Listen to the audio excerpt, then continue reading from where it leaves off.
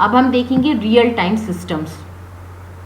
Real time systems are the systems designed to work in an environment where processing is to be done with bounded time constraint, otherwise there are severe consequences and even system failure.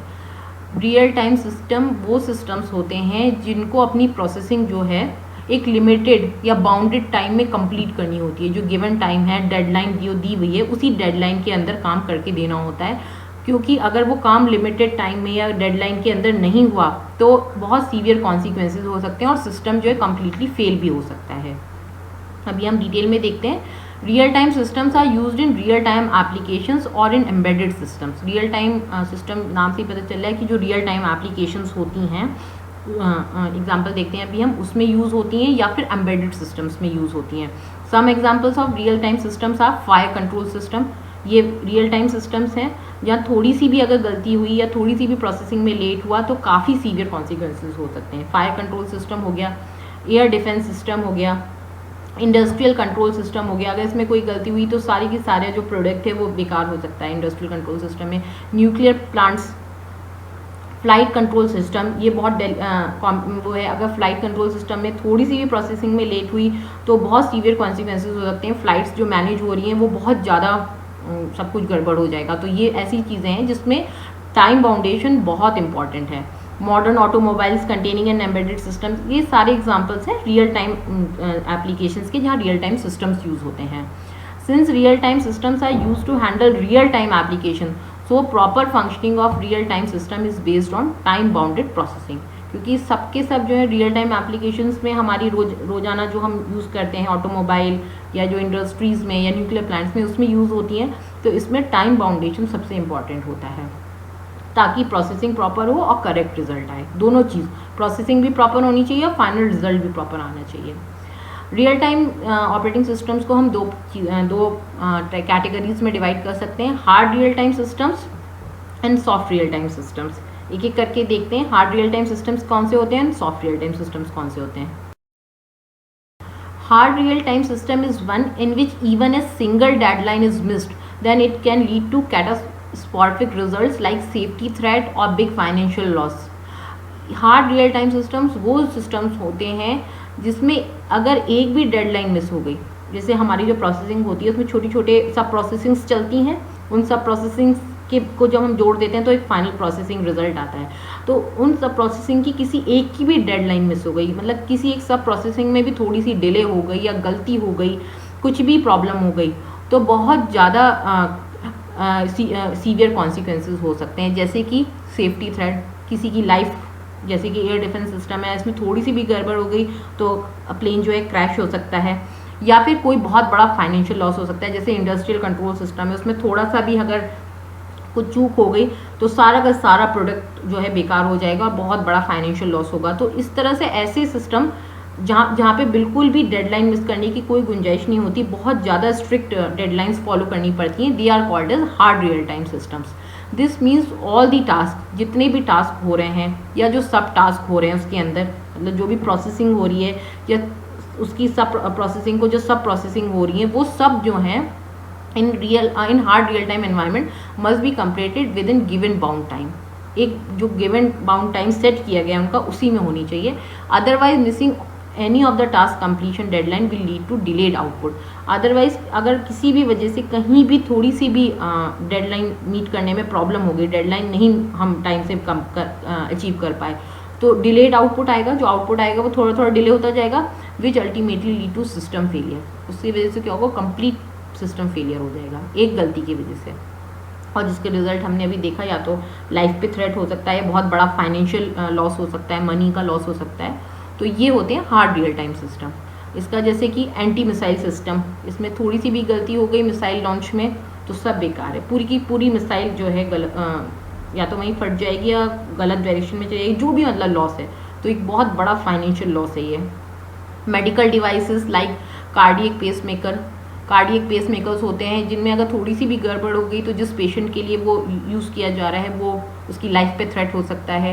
इसी तरह से air traffic control, जो planes को manage करते हैं, military weapons, nuclear power plants, ये सब जो हैं real time hard real time systems के एग्जांपल हैं, जिसमें अगर कोई भी डेडलाइन मीट हुई तो बहुत बड़ा ह्यूमन लाइफ लॉस हो सकता है या बहुत बड़ा पैसों का लॉस हो सकता है। The hard real time systems are highly autonomous.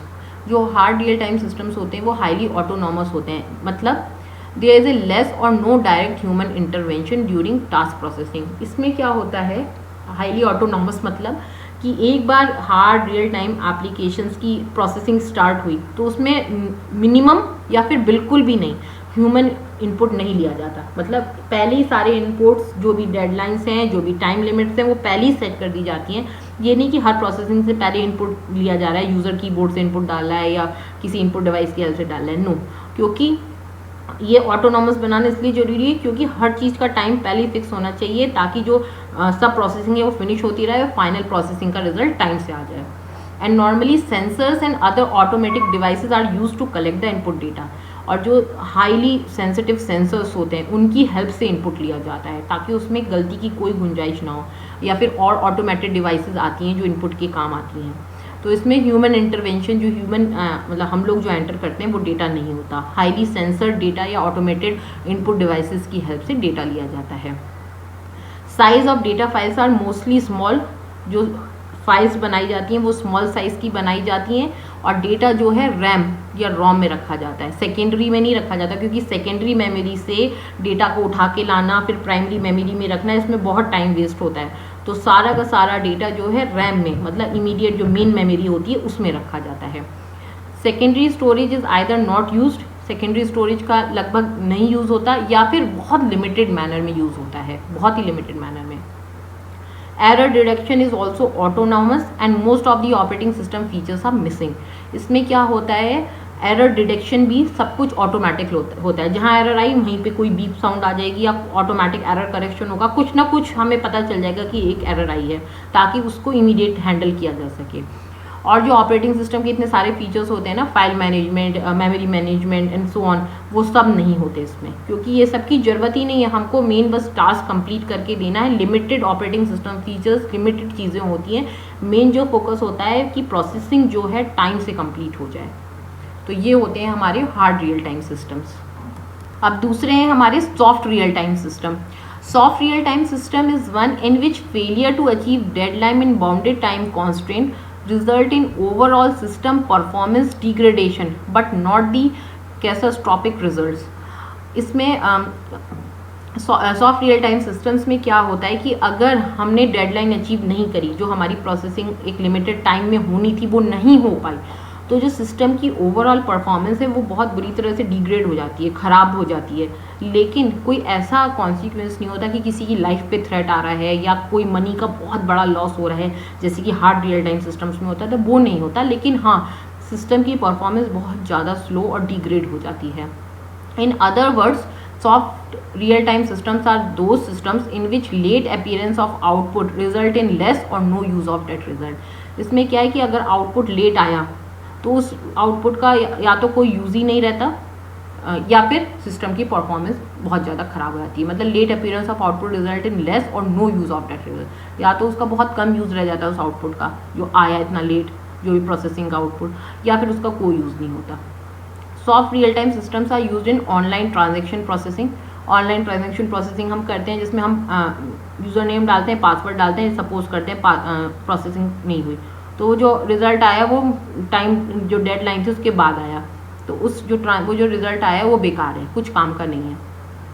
Multimedia के केस में, वर्चुअल रियलिटी के केस में हम देखेंगे कि अगर जैसे जो कार्टून्स बनाए जाते हैं, एनिमेशंस का यूज़ होता है, उसमें अगर हम देखेंगे रिजल्ट सही टाइम पे नहीं आया तो जो एनिमेटेड पिक्चर तैयार होगी उसकी परफॉर्मेंस बहुत अच्छी नहीं होगी, बहुत डिग्रेडेड परफॉर्मेंस होगी। लेकिन हाँ, परफॉर्मेंस डिग्रेड होगी लेकिन किसी की लाइफ पे थ्रेट नहीं आएगा या किसी को ऐसे बहुत बड़ा लॉस नहीं होगा। रेलवे रिजर्वेशन सिस्टम जिसमें हम इंक्वायरी डालते हैं तो रिजल्ट जो निकल के आया पता चला इतना लेट आया कि उस रिजल्ट का कोई यूज़ नहीं है, क्योंकि ऑलरेडी डेटा अपडेट हो चुका है और जो रिज़ल्ट आया है वो पुराना आया है। तो ये वो सारे सिस्टम्स हैं जिसमें output should be generated in bounded time. Output जो है बाउंडेड टाइम में जनरेट होना चाहिए, नहीं तो जो रिज़ल्ट है उसकी जो यूज़ है वो या तो ख़त्म ही हो जाती है या बहुत गिर जाती है, उसका कुछ खास यूज़ बचता नहीं है। तो ये होते हैं सॉफ्ट रियल टाइम सिस्टम्स। इस वीडियो से रिलेटेड जो भी आपके फीडबैक या क्यूरीज हैं वो आप हमें भेज सकते हैं हमारी email ID sonali@timerace.com। Thank you.